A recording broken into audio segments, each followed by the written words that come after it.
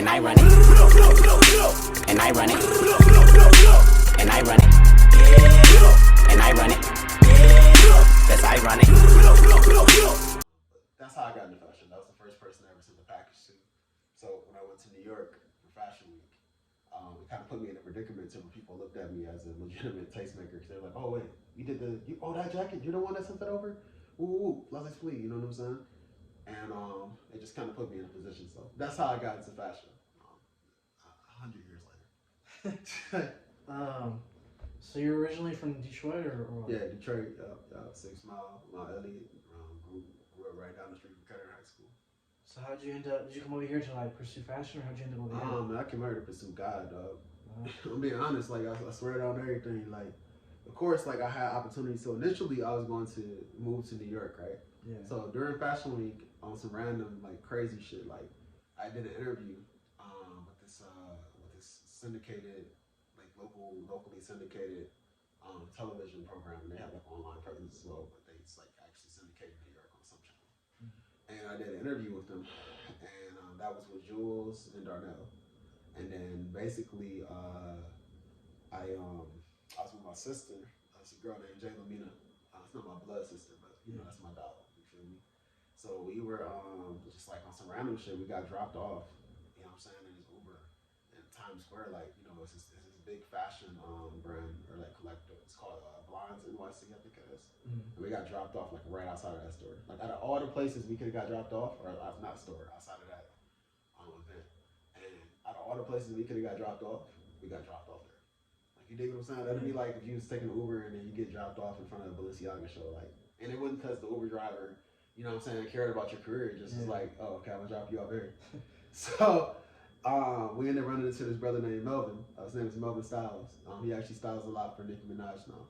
Not saying that the brand is just credentials, just saying that to shout him out because he's a good brother. So I was piped up because I had this outfit I designed. I had just hosted this show with the Walk Fashion Show at the time with Claire Summers of Fashion Bomb Daily. She's a black woman. It's one of the bigger fashion blogs in existence, especially black owned.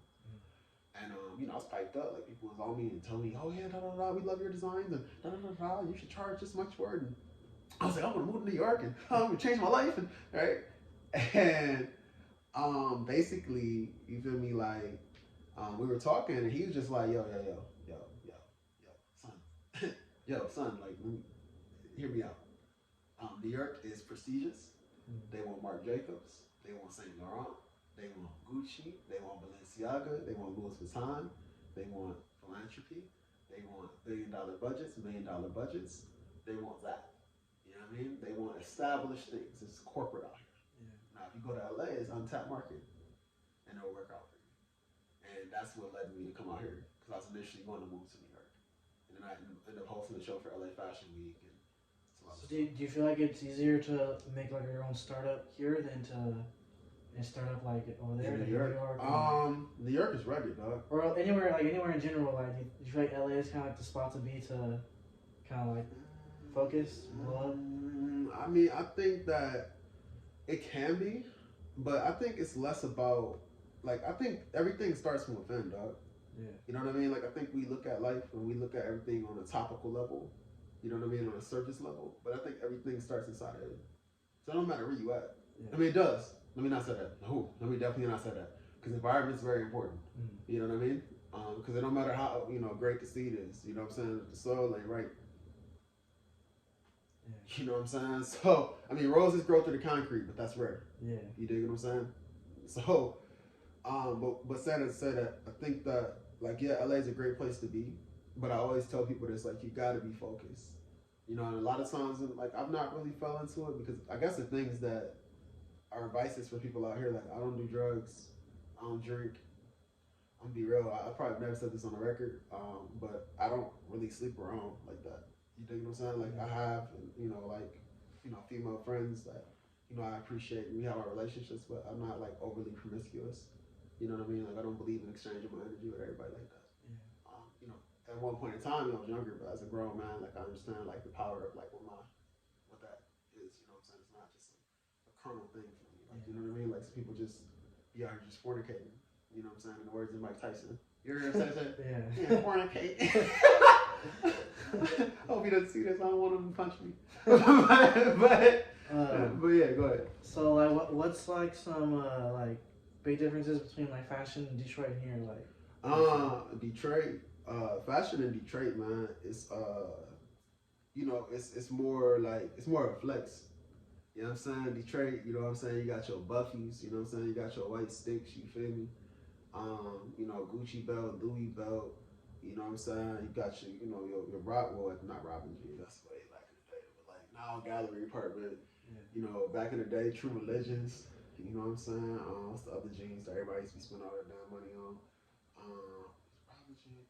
Come on, help me out, you know this shit. What's the shit that niggas used to really spending their money on?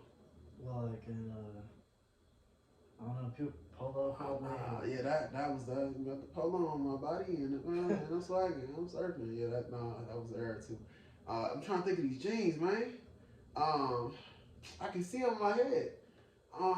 They spend a lot of money on these shits, bro. But anyways, it's more about that. Like it's less about at least on the street level. Now in Detroit, there's some people that really get busy with the fashion, and the ones who do are elite. So you got people like Danny Brown, who, by the way, missed out on the whole deal from 50 Cent because 50 Cent didn't want to sign him because he's wearing skinny jeans. He's like, nah, you don't understand. These Balenciaga, these Balmain, you dig what I'm saying? So you got people like that, and you know, Danny Brown is the OG. Like a lot of people, like they'll tell you, but Danny Brown is the one who got people wearing Rick Owens and Balenciaga and Balmain. That was Danny. You know what I'm saying? Danny was wearing that like in like 2009. You dig what I'm saying? Like a lot of these was just like in high school, some in even elementary school. You dig? But so the ones who get busy though, really get busy. You know what I'm saying? So there's some people that really be on some like whole like transcendently aware, wearing like brands from a French boutique you ain't never heard of. Like, you know what I'm saying? So that's the difference. I mean, I feel like LA fashion is, of course, like it's less risk involved, man. Yeah, like I feel like it's more open. Like yeah, you kind of like get away wearing whatever you want, like in LA, but like in like other states, I feel like there's like a certain kind of dress code, like type. Yeah. Because I think like when you think of like LA fashion, you know what I'm saying? Like it's people are embraced for being. Yeah, there's a lot of like diversity for sure. Like, people accept that shit out here. Yeah. You know what I'm saying? Like people are appreciative of that. Like they are excited about that. You dig what I'm saying? Yeah. It's what people come here for. You dig what I'm saying? Like that's like people that are tourists, they get excited when they see someone who's dressed like a certain way. You dig what I'm saying? Like it's part of the experience. You dig what I'm saying? Like all of us. Like if you ever get like dumb fresh and you know people from out of town, man, you don't know how much they've been talking about that for years, man. Yeah. but you know what I'm saying? Like I hear like it's a like the people I've seen people be successful for being different. You know what I'm saying? But like in Detroit, like that ain't really the thing. You know what I'm saying? So like people in Detroit when they are different, it's no real reward for that. I mean, there's some people that are gonna embrace you, but it's not like widely accepted. You know what I'm saying? Think like you're weird or like. It depends on who you are. And some people are gonna definitely say that you're peculiar.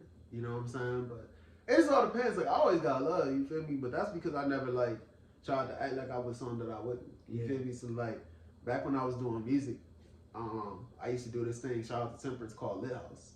And Lit House used to book like Babyface Ray, Dame Dot. Yeah. I don't know if they did Beats. They may have done Beats. I know they used to do Sada all the time. You know what I'm saying? That's actually how me and Sada met.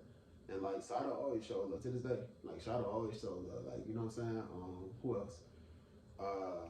Like Dame Dot's people, they always show love. I used to work with Dame Dot's somebody that was real close to Dame Dot. Like so I used to see him all the time. Like not saying we homies or nothing like that, but you feel me? Like so I never got weird vibes off people, you know what I mean? Like who else? Lord, I'm trying to think. Detroit has all types of rappers. Yeah. Drago? I don't know them. No? But I know who they are, but I don't know them personally. Yeah. What's his name? Danny always winning. You feel me? Like you'll see, it's a picture of me, dog. If I showed it to you, it'll put you in tears, bro. I'll send it to you so you can put it. But it's like a picture of me and Danny. Yeah. And Danny, like, you know, he be like fresh, but he like, you know, street dude. So he be like street fresh. You feel me? Like, you know, buffed up with the diamonds and the rings and. You know what I'm saying? The gallery department fit. And, you know, like, not saying that gallery department's like, you know, they have like couture shit. But you know what I'm talking about.